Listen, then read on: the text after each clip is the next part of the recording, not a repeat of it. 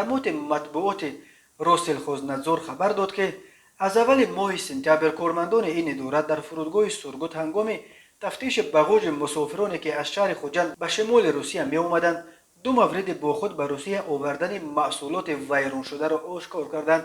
تشخیص ها نشان دادند که در این محصولات دو نوع حشرات ضرررسان وجود دارد. همه محصولات مصادره شد. با روزگی صاحبانشان در بخاری فرودگاه آتش زده شد. فرودگاه سورگوت که از شروع پاندمی قریب 1.5 سال برای پروازهای بین المللی بسته بود، از 27 آگوست قبول مسافران از کشورهای دیگر را از سر گرفت.